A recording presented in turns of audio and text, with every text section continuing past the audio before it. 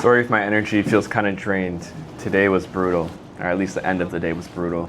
If you guys saw the last episode, you know exactly what I'm talking about. But I think it's really important to have a routine after you run bad. I've fallen into a lot of bad habits throughout my poker career of what I do after I run bad within a session. I figured out the best way to handle a bad day, and it's literally just to go home, eat some food, get a good sleep. For me right now, I'm watching a cartoon called Invincible, so I'm super excited to watch that. But I always try to get 8 hours of sleep. I never wake up before I get that 8 hours. Even if I wake up like 6.5 hours into my sleep, I'll still stay in bed with my eyes closed for that hour and a half, just because I know I need that extra energy. My body's so used to it at this point. And if you're someone who thrives off of like 6 hours of sleep, it's probably just because your body's used to it, but in reality, you do need more. And I'll see you guys tomorrow morning. Good morning. Currently on my way to go see my mom. She just arrived. Haven't seen her in months, so I'm actually very excited. And after that, poker. I've been stuck at this light for the last 15 minutes. I think there's boats going under the bridge, so no one's moving. I'm exhausted. You might see some punts tonight. Enjoy.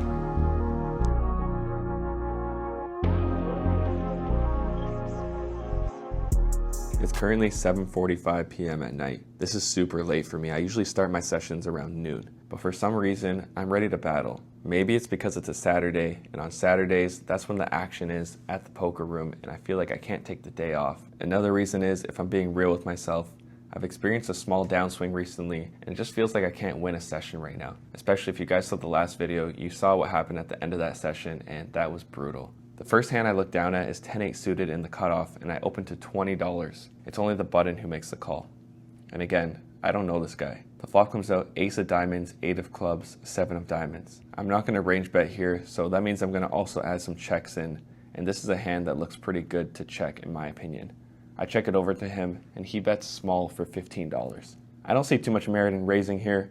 I make the call. The turn comes out the king of hearts. This is a good card for me, obviously. I could have pocket kings here. I check it over to him, and he continues betting for $35, pretty small sizing. It looks like he has some sort of weak ace, and he's just trying to target my underpairs to that to get me to call. I don't want to call and pay him off, so I decide that on this card, I could have pocket kings, I could have some slow played aces. This guy doesn't know me. I take the more aggressive route here and bump it up to $175, expecting him to fold all of his ace-x that doesn't include 2 pairs in it.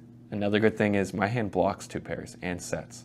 He tanks for a while, looks me up and down, and then ends up deciding to fold his hand. So we're going to take down this first pot with aggression. About 20 minutes later, I look down at ace queen suited and I'm in the low jack. I open it up to $15. Small blind makes the call, big blind makes the call, so we're headed 3 ways to a flop in position. It comes out queen, queen, king with a spade flush draw. They both check to me, and on this board, I'm going to be doing range bet. I bet $15, and it's only small blind who makes the call here. Big blind folds. The turn comes out the king of diamonds, a board pairing king. It's now a double paired board with a flush draw. He could still have hands like ace 10, ace jack, 9, 10, 10 jack. You can think of all these kind of hands, especially flush draws as well, even hands like 6, 8 of spades here. He decides to lead into me for $25 here. I thought this was pretty interesting. I didn't really know what to think about it.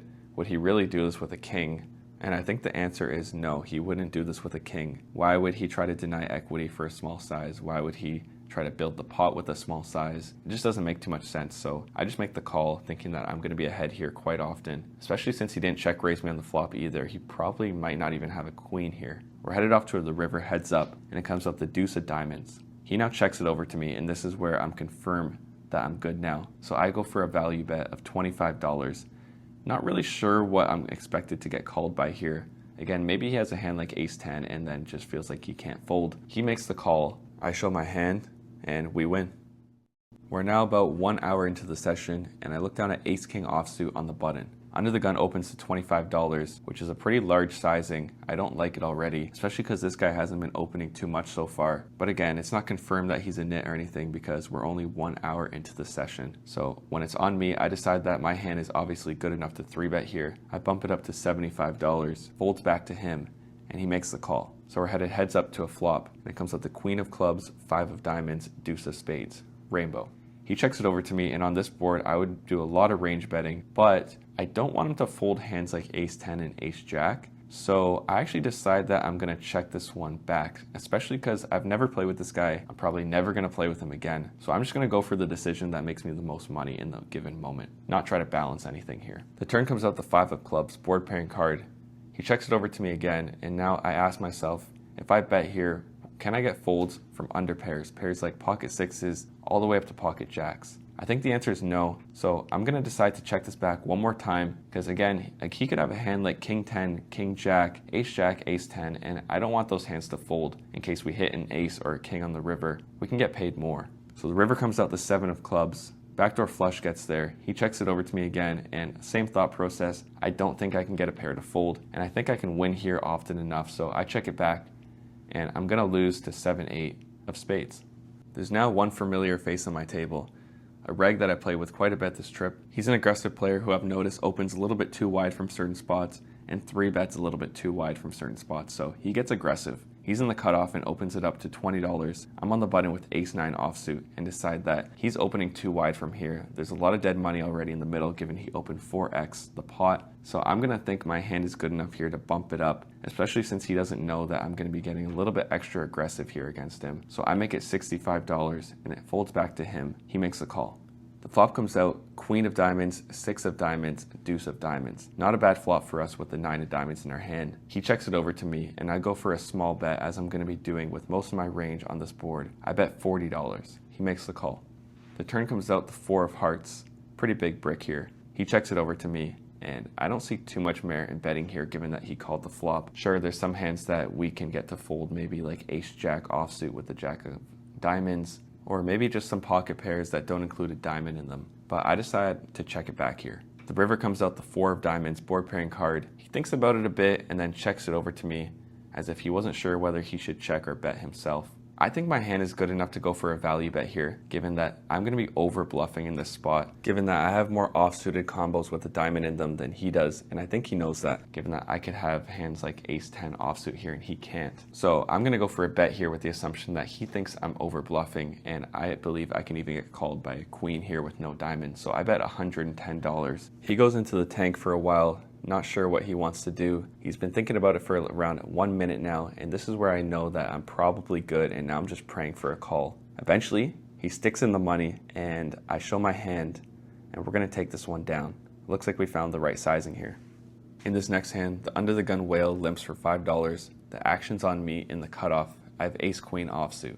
I isolate here to $25, and it's the button player who doesn't believe my 25, notices I've been isolating way too often and raises it up to $80. This is the second time he 3-bet me within the last 30 minutes when I've done this. When the action's back on me, I notice that I have a premium. Sure, I could just flat here and slow play it, but he's got a shorter stack, and I don't mind just getting the money in and 4-betting him more often, given that he's going to be 3-betting me too much and I have to make a stand eventually. So I bump it up to $200 and he snap folds. This is a pretty soft table, so I'm going to be opening up my opening range a little bit more and open a hand like this, even though it's not traditional. It's close, but I would say that it's probably leaning on the fold, especially when I'm in the position that I'm in. I'm in under the gun +1 with 10-8 suited and open $15. Low jack calls, high jack calls, big blind calls. So we're headed 4 ways to a flop, and it comes out 5 of hearts, 9 of spades, 5 of diamonds. It checks to the in position hijack player who bets $30. When the action folds to me here, I believe that this guy could be betting way too often here, given that he's got position. He could have a ton of air. The only hands that he's really going to feel comfortable with continuing is a 5. So I'm going to raise it up here with the assumption that he's got too many bluffs and too many folds in his range. I also have a pretty good backdoor draw, so I like to do that with this hand here, given that any 7, any jack, any queen, any 6 is going to help us out pretty significantly, any spade as well. I'm also going to have some over pairs here that are going to play this way. I'm going to have some 5x that are going to play this way. So I like my hand. I raise it up to $80, but then he snap re-raises me here to $280, and I don't believe this at all. I think he's full of it, so I just jam all in for $1,000. No, I'm joking. I fold my hand immediately. Easy fold. Nice hand to him. And it looked like throughout the session this guy was just playing pretty ABC, so I guess he just had a 5 here. I'm in the hijack position here with pocket 7s. There's 2 super whales who make a limp for $5. When the action's on me, I isolate here. I bump it up to $30. It's a button calls, and the whales call as well. So we're going to be headed 4 ways to the flop, and it comes out queen of hearts, 9 of clubs, 3 of diamonds. We all check. Turn comes out the 5 of diamonds, bringing in the backdoor flush. When it checks to me, I decide that my hand is good enough to bet here with the assumption that these players would all bet a 9 or better. So I actually think I'm pretty good here. I can deny some equity from some straight draws, some flush draws, and maybe even get called by a worse pocket pair. So I bet $60 here. Button makes the call and the whales fold. I don't like how the imposition player makes the call here, but it's not the worst situation in the world. The river comes out the 9 of diamonds. I check it over to him, and this is the same guy from the last hand that bumped it up to 280. And at this point, I have a pretty good idea how he plays. So if he makes a bet here, I think I'm just gonna have to fold my hand with the assumption that this guy doesn't bluff enough. But he checks it back, I show my hand, and we're gonna take this one down. Feeling pretty good at this point. I'm in for $1,000 and my stack is currently at $1,400. Not a bad start. I look down at pocket 9s in the button. Hijack player limps, cutoff super wreck, opens to $20. I 3-bet to $60 here, and it's the cutoff who makes the call. Heads up with this guy. The flop comes out the 4 diamonds, 5 of clubs, 6 of clubs. Cutoff checks, and I go for a small bet here with the assumption that this guy's not going to find enough raises on this board as bluffs, and I wouldn't mind denying equity from hands like Jack 10, Queen 10, all these sorts of hands that are just going to fold to this bet. I bet $35, and he makes the call here. He must have some sort of ace high now, a flush draw, or some sort of under pair to mine. The turn comes out the Jack of hearts. He checks it over to me again, and I think I'm good to keep betting here. So I make it $80. He's not happy about it. He looks at his hand and decides that it's no good, so he makes the fold. In this next hand, I've got Queen 9 offsuit in the straddle. Button opens to $35. Big blind recreational calls. So I'm going to squeeze here with the assumption that they're going to overfold. And it's good to know that in these spots that you can get extra aggressive with hands like this if you find some live reads, or even just if you look at a solver. There are some random hands that get in there for 3-bets, so pick them as you choose, but this is the one I choose here. I squeezed $155 and they both make the fold. Around an hour and a half go by where I've been card dead and missing flops. I've lost around $200 within the last hour and a half, but I find myself with pocket queens on the button with hopes of bumping up my stack. Good hand, an even better position. Cutoff opens to $20, which is perfect because he's going to have a wider range here, and I'm going to look less credible with my 3-bet. I 3-bet to $75. It folds back to him, and he makes the call. The flop comes out ace of spades, 4 of hearts, deuce of hearts. This is a reg, and something to note as well, there was a straddle pre-flop in this hand, so he opens super small, which is interesting. He checks it over to me here, and I'm going to go for a range bet in this spot, given that I'm going to have more ace-x than he is, thinking that I have more offsuited combos, like ace-jack offsuit. I bet $45. He thinks about it for a bit. This guy is a regular here. I've been seeing him throughout the trip. He makes it $150. It's back on me. Here's where my head is at. I have a little bit of history with this guy. We've gotten into some interesting hands. I showed him a bluff as the last previous hand that I remember playing against him, and he didn't look too happy about that. Something about this feels like his ego is going into this hand. What is he really representing here? I feel like he just thinks I have too many offsuited hands like king jack off, queen jack off, hands like that, given that he opens small and I'm range betting on this flop. Maybe he thinks this raise is going to take it down too often. It's not going to work yet. I have pocket queens. It's a big pair here. I think I'm good sometimes. I make the call. The turn comes out and it's a 3 of spades. This card's not the best because I think he could do this on flop with a hand like pocket 5s, 4-5, some sort of hand that has equity. You know, it's not going to have complete air is what I'm assuming when he check raises me in this spot. He's probably going to have flush draws and maybe some straight draws / pairs. So I don't love this card, but he checks it over to me, which I thought was pretty interesting. I thought he'd for sure continue a heart draw here, or maybe if he hit 2 pair here or a straight, I thought he'd continue as well. So the check was interesting. I'm not going to put out a bet myself. I see no merit in doing that whatsoever. I check it back, headed off to the river, hoping to fade a heart, but it comes out the jack of hearts. He now snap jams his stack in for $700 on this card, and I now think about flop and the fact that he check raised me on a heart draw board. I look down at my cards, realize I got the queen of hearts, and maybe that's good because I block some flushes, but at the same time, what could he really be bluffing with here? So I just fold my hand, thinking that this is a spot where I could have better hands to call. I could even have a hand like ace 10 here, so I fold. And he's happy to show us the 10 of hearts. And then he's kind of holding his hand still.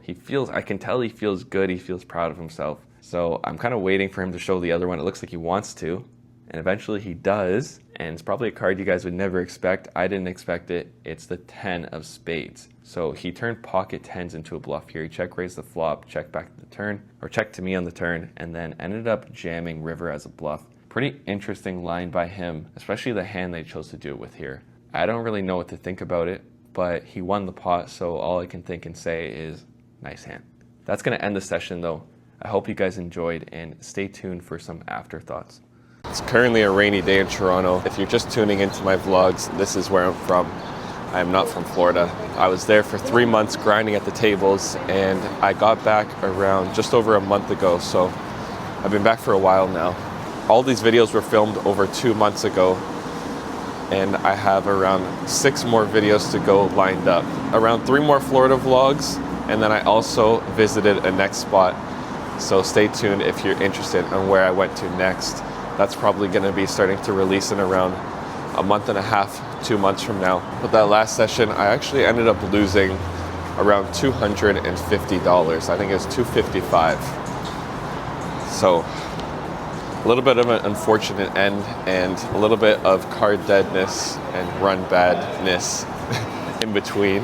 If you guys have been liking this Florida series, or even just like this video, giving it a like or giving me a subscribe goes a long way for me and the channel. So I really appreciate you guys, and I'd appreciate it even more if we can build a little community here. I'm gonna keep releasing videos. I'll see you guys in the next one. Peace.